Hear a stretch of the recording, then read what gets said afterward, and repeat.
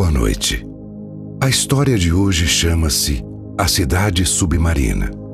Aconchegue-se debaixo das cobertas e prepare-se para uma maravilhosa noite de sono.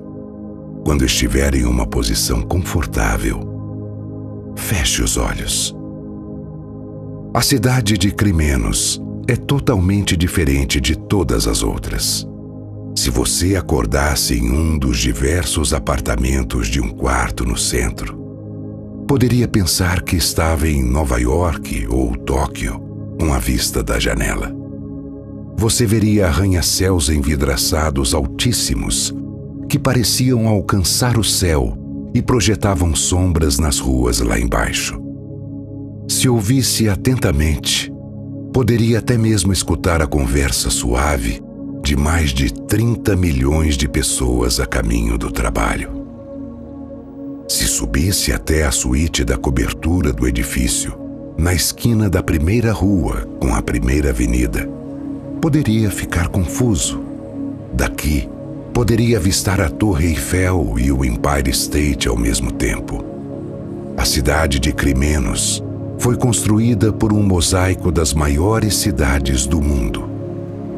Em uma caminhada de 15 minutos, você também poderia ver a CN Tower de Toronto, a Casa Dançante de Praga e o Gateway Arch de St. Louis.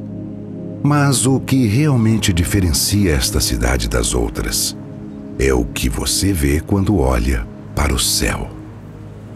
Você nunca veria nuvens branquinhas passeando preguiçosamente nas tardes de verão. Assim como nunca se formariam nuvens carregadas de chuva sobre sua cabeça, anunciando uma tempestade. Ao sair, você nunca precisaria de guarda-chuva ou casaco.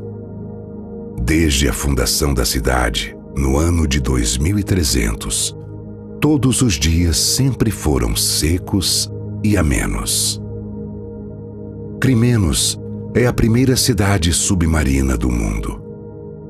30 países se reuniram durante o século 23 para criar esta cidade, uma verdadeira obra-prima, eleita como o destino de férias mais lindo do mundo 45 anos seguidos. E fazia sentido que os fundadores batizassem a cidade com um nome grego, assim como Atlântida, a cidade que inspirou a criação. Os fundadores decidiram pelo nome Crimenos, palavra grega que significa escondido. O clima é controlado com luzes artificiais que simulam o nascer e o pôr do sol. A maioria dos alimentos da cidade é importada do mundo acima das águas. Porém, existem fazendas nos limites da cidade que produzem alimentos suficientes para todos os moradores, que equivalem à população de Xangai. John integra a primeira geração de pessoas nascidas em Crimenos. Seus pais migraram originalmente para a cidade, localizada no fundo do oceano, no litoral de Madagascar. Quando John era criança, ficava imaginando como seria o mundo lá em cima, fora da água. Os pais dele contavam histórias sobre viagens nos Estados Unidos para lugares como o Parque Nacional Yellowstone e o Grand Canyon. Ele implorava para que seus pais o levassem para os Estados Unidos quando era mais novo. Porém, ao chegar na adolescência, perdera totalmente o desejo de ir para o exterior. Ele já havia assistido filmes suficientes do mundo inteiro para saber que Crimenos era linda como qualquer outro lugar. John trabalhava como limpador de janelas desde os 15 anos de idade.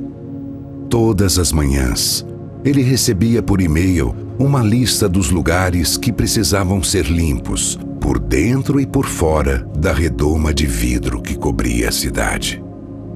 Por quase 50 anos, ele passava os dias rodando a cidade em sua caminhonete, explorando cada cantinho.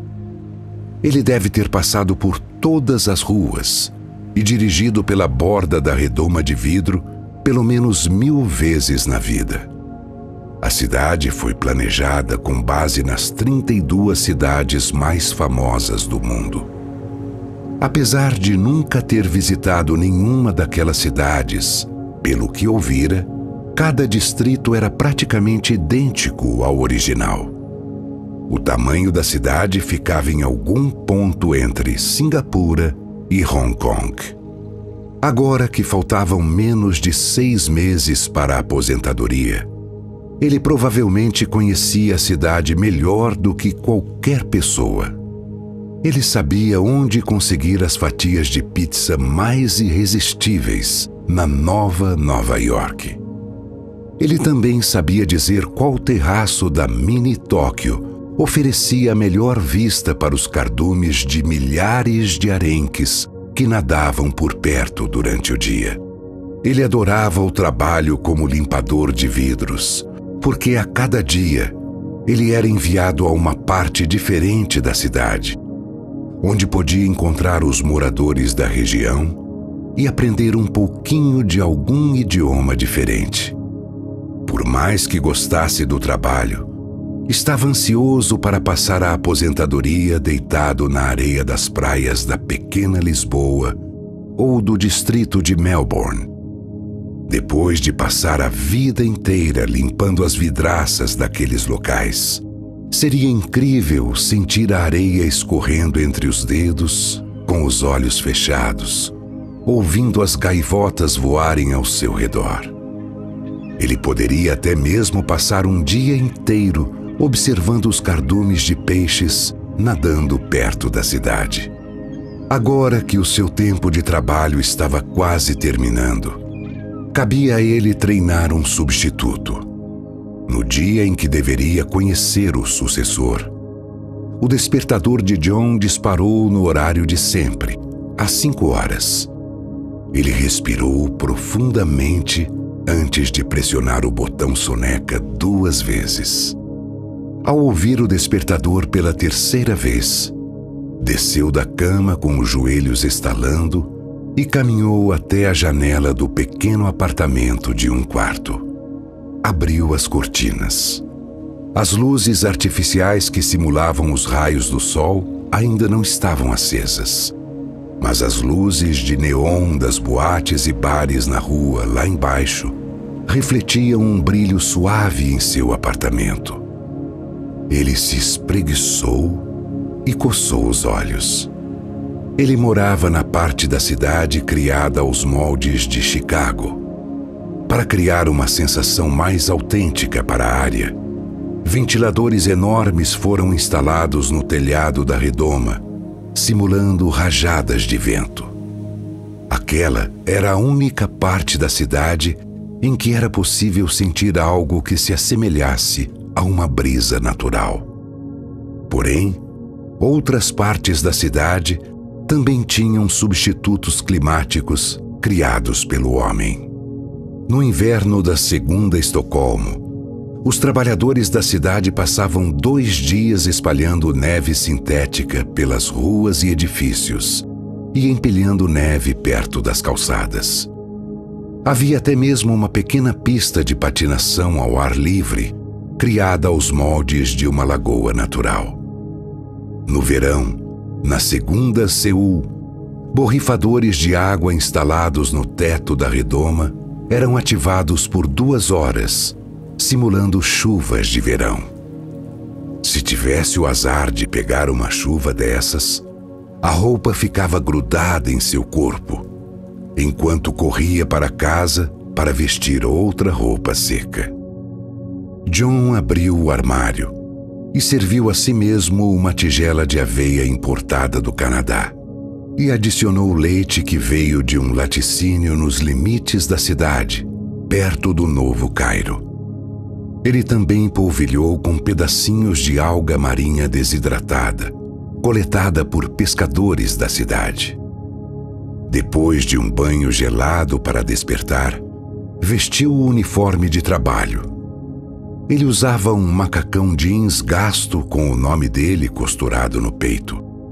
Quando descia do elevador que pegara no 37º andar para o térreo e saía do edifício, as luzes artificiais estavam começando a iluminar a cidade, e os postes de luz iam se apagando, um a um. A cidade estava silenciosa, com exceção do zumbido ocasional de algum táxi passando. Ele olhou para cima, para o ponto mais alto da redoma, onde o leve brilho do sol verdadeiro brilhava e deixava a água com uma cor levemente esverdeada. Depois da aposentadoria, ele tinha planos de fazer um cruzeiro de submarino até Londres. Os amigos dele, que já haviam feito o passeio, disseram que, ao invés disso, ele deveria economizar e visitar o distrito de Londres local em Crimenos. Mas ele tinha que ver o mundo acima da superfície pelo menos uma vez na vida. Ele queria andar na London Eye e descobrir como era a vista sem ser possível avistar a Torre Eiffel e o Empire State lá de cima. Ele queria ir para todas as 32 cidades e ver como elas se comparavam às versões submarinas que conhecia.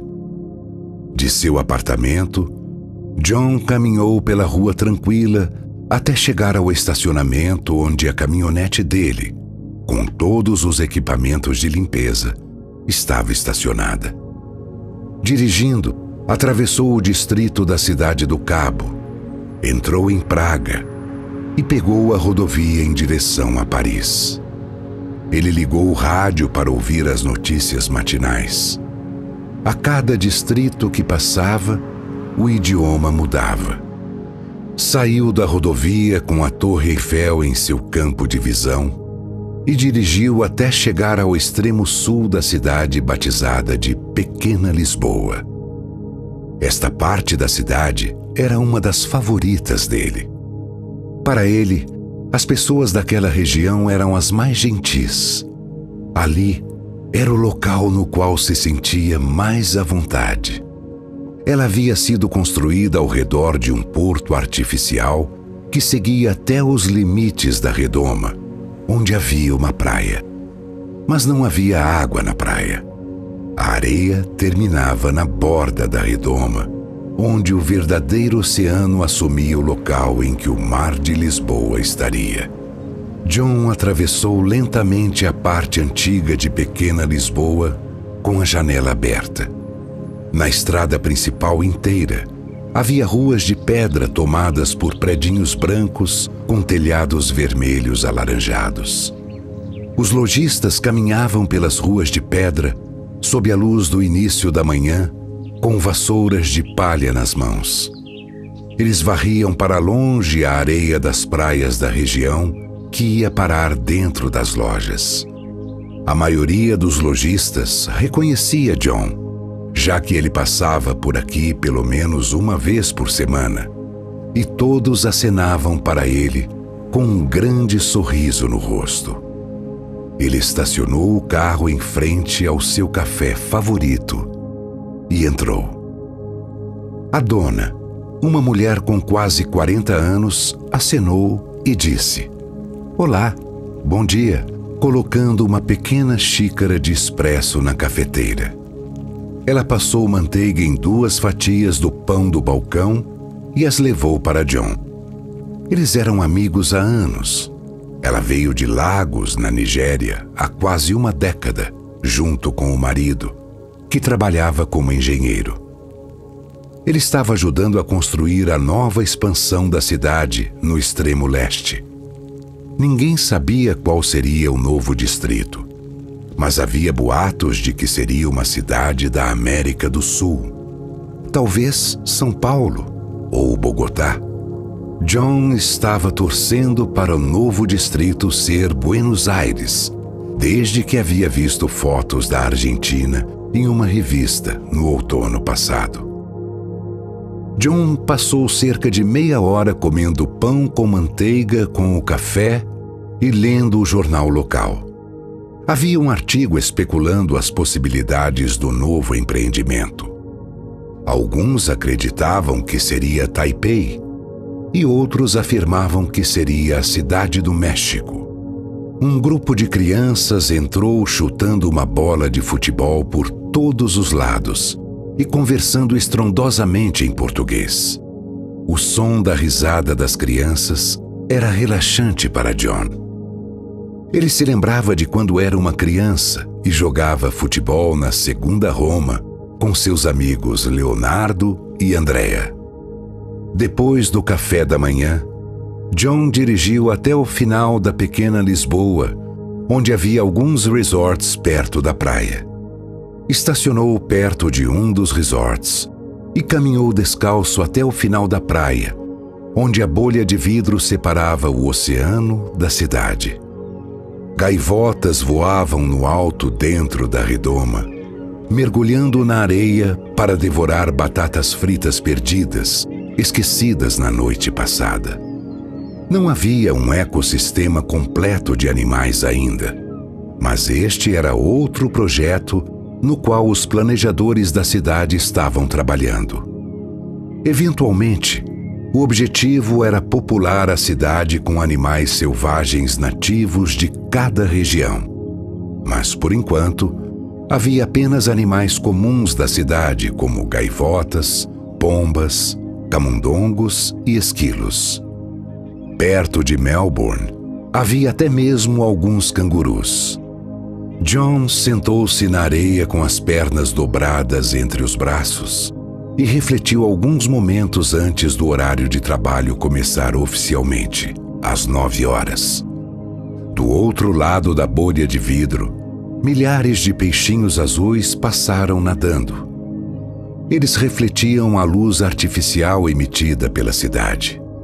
Atrás dos peixes, havia um recife de corais de praticamente todas as cores do arco-íris. De vez em quando, ele vislumbrava uma tartaruga marinha ou um golfinho retribuindo o olhar. Havia uma série de bocais discretos na areia que periodicamente liberava o aroma salgado da água do mar. Ele inalou o aroma de água do mar, levantou-se e alongou as mãos sobre a cabeça. Então, levou a caixa contendo produtos de limpeza, seu rodo retrátil e baldes cheios d'água para a redoma. Antes de começar a limpar, ele inspecionou o vidro ao redor da praia. Aquela era a parte mais importante do trabalho: inspecionar o vidro em busca de potenciais danos. Em 50 anos de serviços, apenas uma vez ele encontrou uma rachadura, e nem era profunda. O vidro tinha quase 1 metro de largura para suportar a pressão imensa do oceano. Mas, vez ou outra, pequenas partes da redoma eram substituídas para evitar vazamentos. Quando as luzes artificiais no topo da cidade atingiram o brilho máximo, John havia terminado a limpeza da primeira seção da redoma na lista dele. Ele estava trabalhando na segunda seção, com o rodo ensopado com água e sabão, quando sentiu que havia alguém em pé atrás dele. Virou-se para ver um menino com tom de pele de chocolate escuro e cabelo enrolado, que não aparentava ter mais do que 16 anos. John examinou-o por um momento e percebeu que o garoto lembrava muito de si próprio quando jovem. "Você é meu novo assistente?" perguntou John. O menino concordou com um gesto e tirou uma mão do bolso dos shorts azul para cumprimentar John. Ele era bem alto para a idade. Já era mais alto do que John, provavelmente quase 1,80, e tinha porte atlético. John apertou a mão dele e se apresentou. "Você não tinha que estar na escola?" perguntou John. "Quantos anos você tem?" O menino disse se chamar Tayo e explicou que seus pais estavam dando lições para ele em casa. Eles haviam acabado de se mudar para Crimenos de Porto, a cidade acima das águas. Os pais dele queriam que ele conseguisse um emprego nas manhãs para que pudessem ensiná-lo à noite, depois que chegassem do trabalho. Tayo tinha mais ou menos a mesma idade de John quando ele começara no emprego. Apesar das aparências serem totalmente diferentes, algo no garoto o lembrava de si próprio quando era mais novo. Quem sabe era o jeito tímido que Tayo parecia ter. John não recebeu aulas dos pais, mas tinha muita dificuldade em fazer amigos quando era mais novo. Somente depois de começar a limpar janelas e encontrar pessoas de toda a cidade é que desenvolveu habilidades sociais. Quem sabe aquele garoto não seguiria seus passos e trabalharia no mesmo emprego pelo próximo meio século. Não parecia ser o trabalho mais glamuroso da cidade, mas tinha uma grande importância. Eles eram responsáveis pela segurança de mais de 30 milhões de pessoas. John explicou para Tayo qual era a melhor maneira de procurar rachaduras no vidro. Ele iluminava o vidro com a lanterna e, se visse algo brilhando com a luz, investigava melhor. O garoto ouviu John atentamente e falou apenas quando John fez perguntas sobre a vida dele.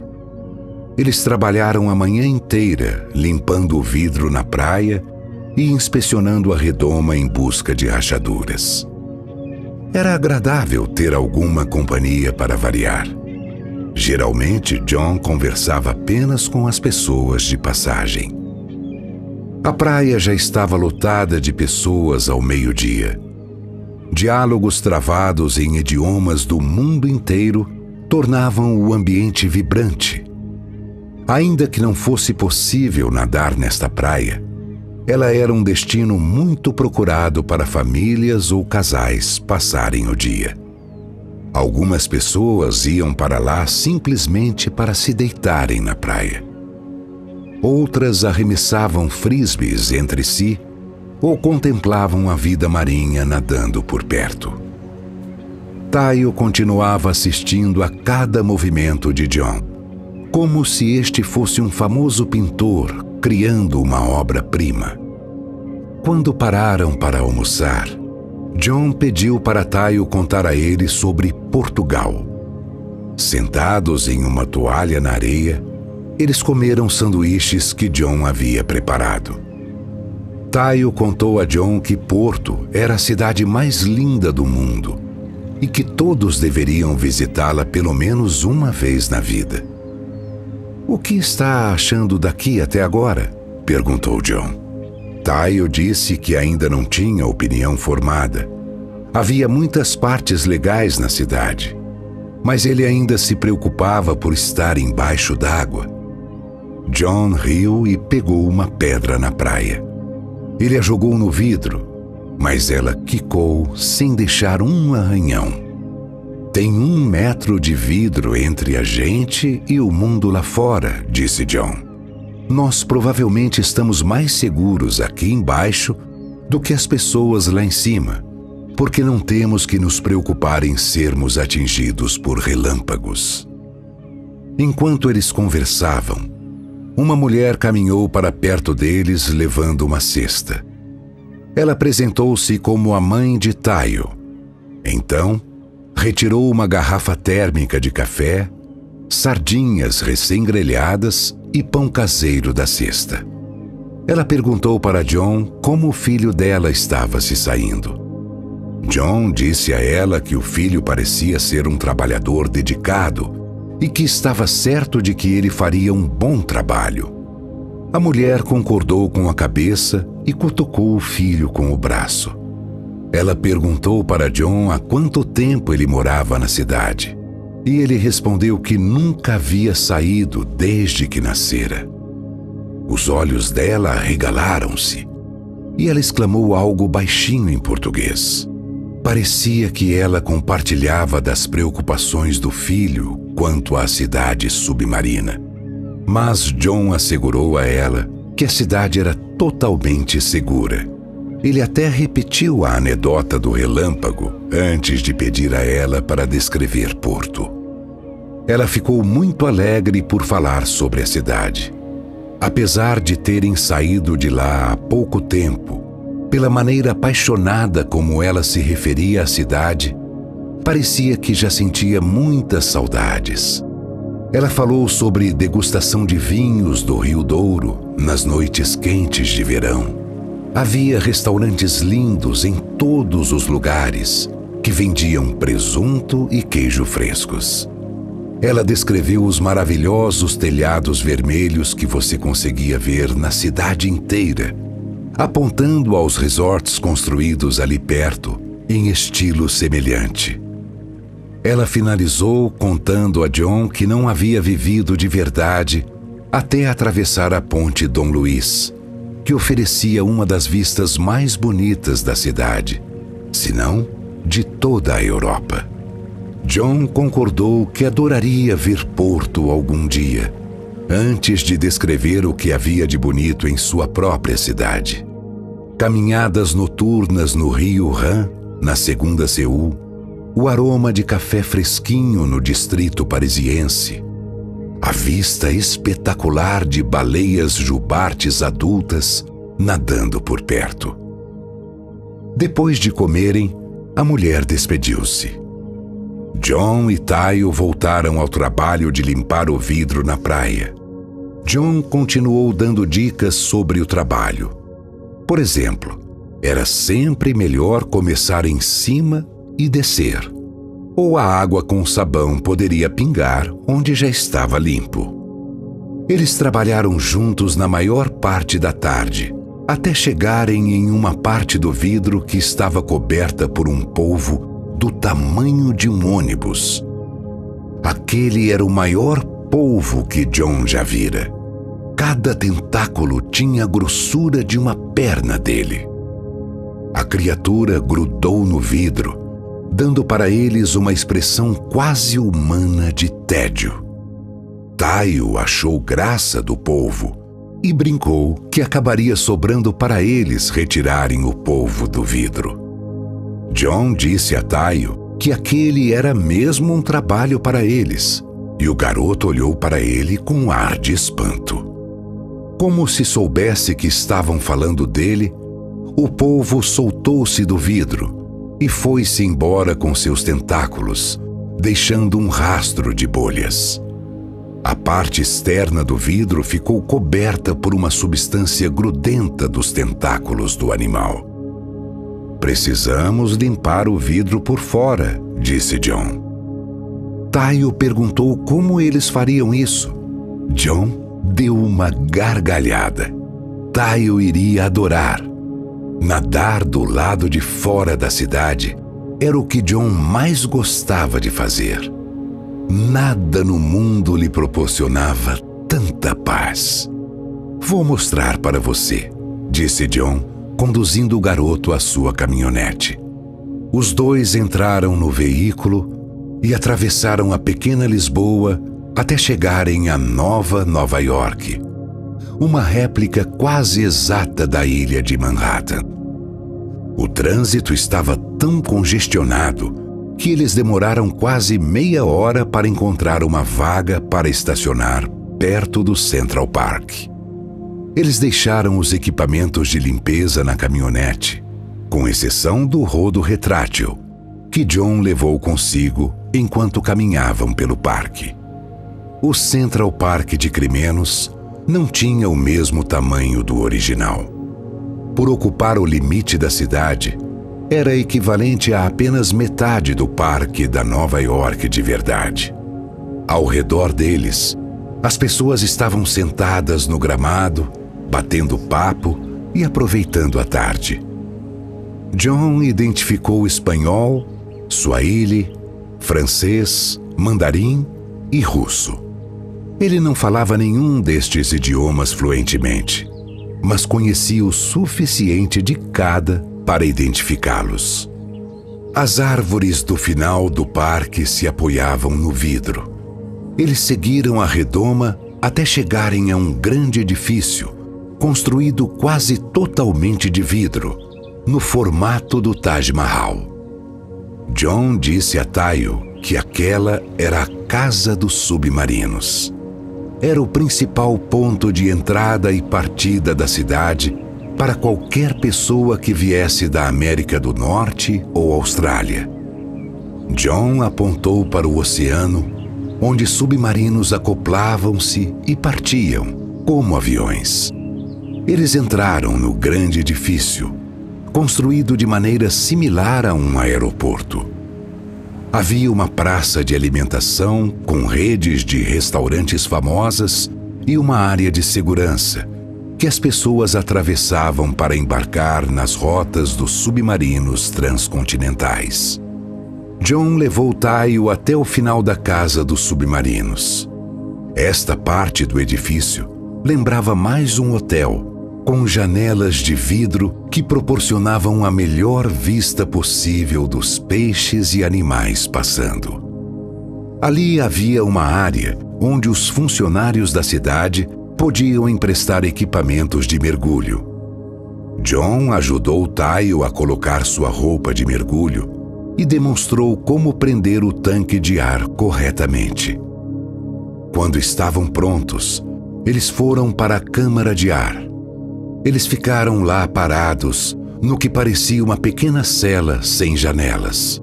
A porta se fechou. E eles ficaram no escuro por alguns instantes, antes da porta externa se abrir e a água inundá-los com um ruído estrondoso. Quando estavam cobertos até o pescoço, eles nadaram para fora da câmara, rumo ao oceano. O som parou. E de repente o mundo tornou-se totalmente silencioso, exceto pelo som da própria respiração deles. A corrente suave os levou para perto de um cardume de peixes que se espalhou quando eles se aproximaram demais. Alguns dos peixes chegaram a tocar os braços e pernas de John antes de nadarem freneticamente para longe. John e Tayo nadaram ao redor da cidade até chegarem em um local entre Nova York e pequena Lisboa, que estava coberto de algas. John esfregou para retirar a alga com suavidade, usando o rodo antes de continuarem rumo ao local onde avistaram o polvo. John passou o rodo para Tayo limpar o vidro e deixou-se relaxar com a falta de peso do oceano. Sair da cidade sempre foi a parte favorita do trabalho de John. Ele se sentia como um astronauta, como se estivesse totalmente isolado do mundo e fosse o último ser humano da Terra. Contemplou a vida marinha nadando, enquanto Tayo terminava de limpar o vidro. Um cardume de peixes brilhantes passou do lado dele. Os peixes tinham um pouco de neon cor-de-rosa, verde, amarelo e roxo. Os peixes eram tão finos que, quando viraram para frente, quase desapareciam completamente, apesar de nadarem em centenas. Uma lula passou por ali preguiçosamente, nadando pela água com seus tentáculos dançando sob o corpo, e pousou no vidro para relaxar. John cutucou-a com a mão e ela saiu nadando novamente. Tayo e John não podiam se comunicar verbalmente. Por isso, John apontou para o recife de corais que cercava a lateral inteira da cidade. O coral acompanhava a topografia do oceano em um arco-íris de cores que iam do vermelho escuro ao verde claro. Vários peixes e criaturas marinhas escondiam-se no coral e nas plantas que cresciam em cima dele. Filetes de algas marinhas acompanhavam suavemente o movimento das correntes. Peixinhos bem pequenos, menores do que um dedo, disparavam entre os filetes sob os olhares atentos dos peixes maiores.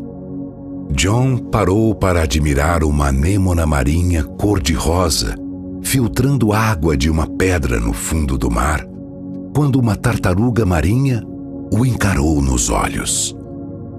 A linha preta nos olhos da tartaruga fazia com que ela parecesse estar zangada, ainda que a criatura não parecesse se incomodar com a presença de John. Da cabeça à cauda, a criatura tinha quase o mesmo tamanho do que John, mas era muito mais ágil ao se movimentar no oceano. Com um suave gesto das nadadeiras, ela nadou para cima, rumo ao sol da superfície.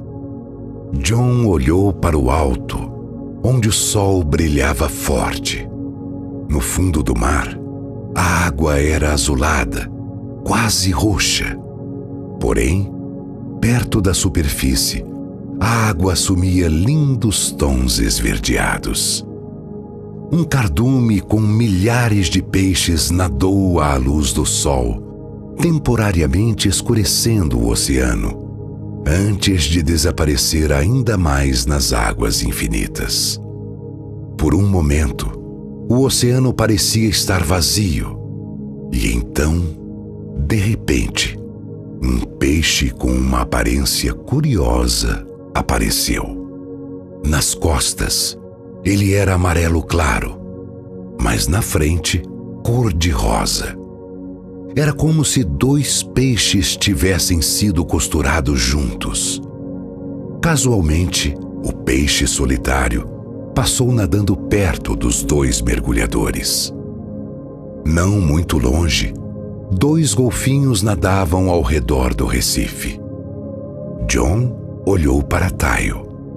Mesmo com a máscara de mergulho sobre a boca, era perceptível que Tayo estava sorrindo ao assistir a esta mágica cena marinha. Um dos golfinhos se aproximou deles.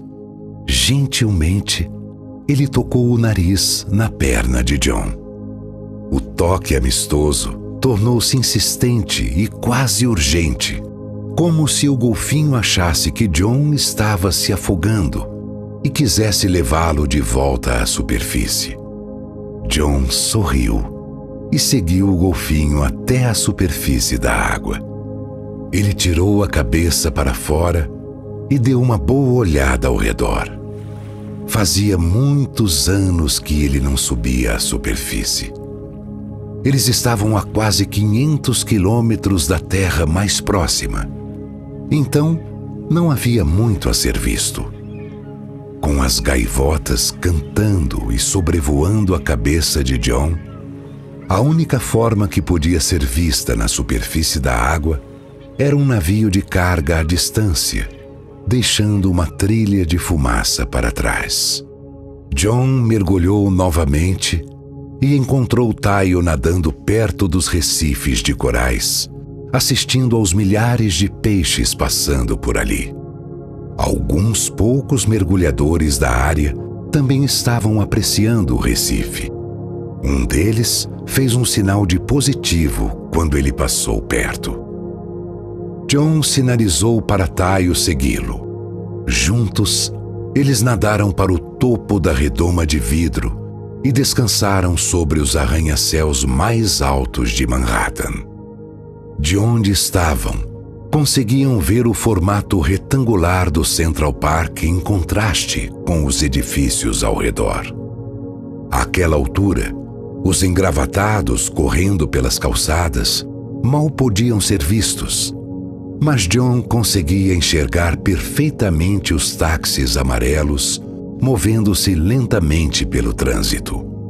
O vidro bloqueava o som dos táxis, mas John quase era capaz de imaginar os sons das buzinas abafadas pela água.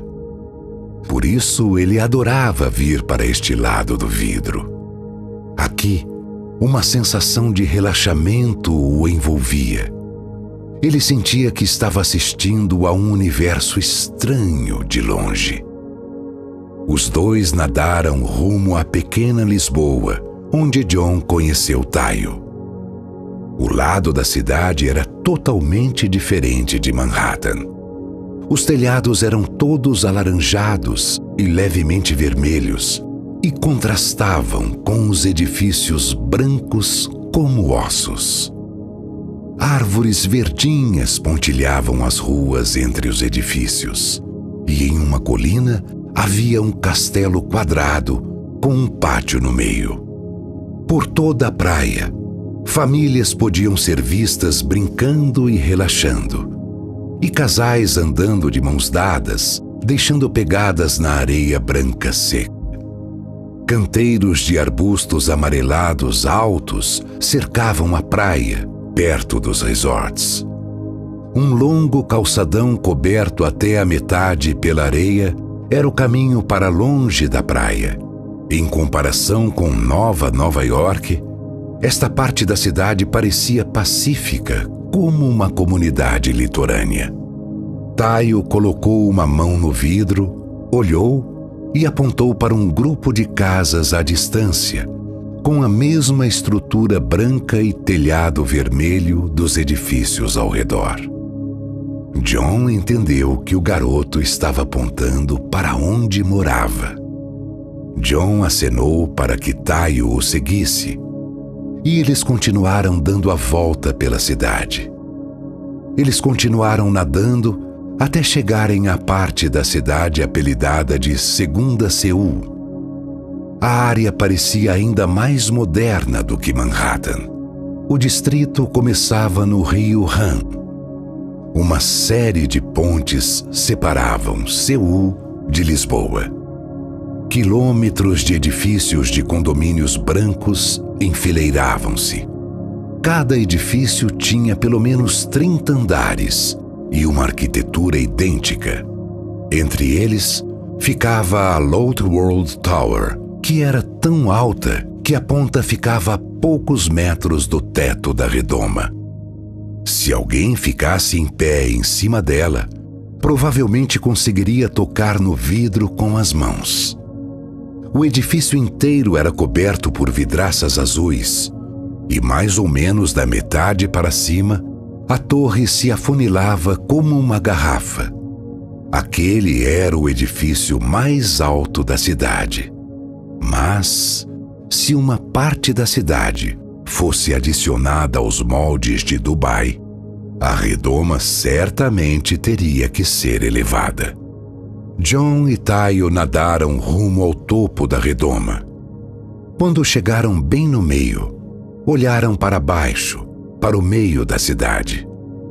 Havia uma lagoinha perfeitamente circular no meio, mais ou menos do mesmo tamanho de um dos arranha-céus de Nova York. Deste ângulo, a cidade parecia um alvo. Uma rotatória rodeava a lagoinha central e 8 estradas equidistantes surgiam da rotatória em direções opostas, como os raios de uma roda. Cada seção da cidade, no formato de fatia de pizza, ficava entre os raios e era dividido em 4 distritos, no total de 32. A ponta da fatia era um distrito, o meio da fatia era outro, e havia 2 mini-cidades na parte externa de cada. No total, 16 distritos da cidade ocupavam o anel externo, e 8 cidades compunham os anéis intermediário e central. Daquele ponto, John e Tayo podiam ver com facilidade por que Crimenos fora eleita a cidade mais linda do mundo nos últimos 45 anos. Além da vista de tirar o fôlego para o fundo do mar, você ainda podia contemplar todo tipo de arquitetura do mundo em um único lugar.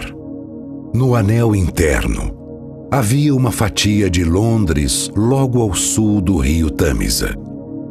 A roda gigante London Eye girava lentamente, enquanto as pessoas lá embaixo se divertiam. Do outro lado do rio Tâmisa ficava Pequim. Os edifícios eram muito mais concentrados aqui, com arranha-céus de última geração. Alguns templos tradicionais, vermelhos e verdes, destacavam-se em meio à arquitetura moderna. Perto de Pequim ficava Madrid, com um visual totalmente diferente das cidades ao redor. Não havia arranha-céus lá. Lá havia pequenos edifícios baixos em blocos quadrados condensados juntos. Vários dos edifícios tinham um pátio. John conseguia visualizar como eles seriam de perto. Era um lugar para as crianças brincarem, para as pessoas pendurarem roupas para secar no varal e famílias se sentarem juntas. Havia um grande estádio de futebol no meio do distrito. E mesmo aqui do alto, John conseguia ver o estacionamento repleto de carros e pessoas em filas para entrar. Perto de Madrid ficava Roma, com arquitetura antiga imitando a cidade original. O Coliseu estava claramente visível, destoando dos outros edifícios modernos ao redor. O restante da cidade interna era composto por Berlim, Montreal, Estocolmo e Chicago, onde John viveu a vida inteira. Tayo deu um tapinha no ombro de John e fez um sinal de positivo. John acenou com a cabeça, concordando. Sempre que precisava dar um tempo da vida urbana, John vinha até aqui contemplar a cidade. Apesar de nunca ter viajado, ele sentia que tinha visitado o mundo inteiro. E nem era apenas a vista dos edifícios que gerava esta sensação internacional.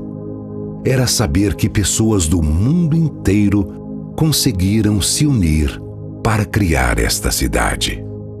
Mesmo quando estava no ensino médio e trabalhava como limpador de vidros em meio período, ele ouviu idiomas de todos os cantos do mundo. Mesmo se fechasse os olhos e ouvidos, provavelmente conseguiria se encontrar na cidade pelo aroma dos diferentes pratos típicos. Quando caminhava por Montreal, sentia o aroma do molho de carne servido sobre batata frita e queijo. Em Praga, sentia o aroma de vinagre do chucrute com porco assado e bolinhos. Era impossível confundir Paris com qualquer outra parte da cidade, devido ao aroma amanteigado dos croissants e de baguetes fresquinhas. Estocolmo era reconhecida pelo aroma de almôndegas cobertas em molho adocicado. Em Nova Delhi, havia o aroma almiscarado e distinto de especiarias e curry. Em Seul, os aromas de alho e pimenta eram tão fortes que você praticamente conseguia sentir o sabor fermentado do kimchi ao caminhar nas ruas. Em Nova York, havia uma mistura de aromas, mas o aroma de torta de maçã fresquinha era do que ele mais se lembrava. Por fim, John e Tayo voltaram nadando para a câmara de ar. Eles removeram os equipamentos de mergulho e entraram novamente na cidade. Você finalmente teve a chance de ver como a cidade pode ser linda, disse John. O que acha dela agora? Tayo riu e disse que John estava certo. Talvez fosse mesmo a cidade mais linda do mundo. Ele disse a John que queria conhecer cada um dos 32 distritos de Crimenos e que visitaria um diferente a cada semana. John sorriu e concordou. Sim, havia algo familiar no entusiasmo do garoto. Não demoraria muito para que ele começasse a reconhecer idiomas locais e se tornasse frequentador dos cafés da cidade. Tayo cumprimentou John e correu para a praia onde eles se conheceram. O sol artificial estava se enfraquecendo e ficando amarelo-alaranjado, imitando o pôr do sol. John entrou na caminhonete e dirigiu por Manhattan até chegar no distrito de Londres. Ele comprou o ingresso da London Eye e subiu até o topo da roda gigante para admirar o brilho do pôr do sol sobre a cidade. A luz se espalhava por Crimenos, banhando a cidade inteira com uma luz que trazia uma atmosfera de sonhos. Quando se aposentasse e Tayo assumisse a função, pensou ele, compraria um ingresso para ver a verdadeira London Eye. É claro, lugar nenhum no mundo é lindo como Crimenos. Mas ele ainda queria ver um pôr do sol de verdade. Assim como Tayo queria visitar todas as 32 seções da cidade, John desejava conhecer todas as cidades que visitara aqui em Crimenos. Quem sabe algum dia ele consegue ver todas elas com os próprios olhos. E assim, nossa história termina. Boa noite e bons sonhos.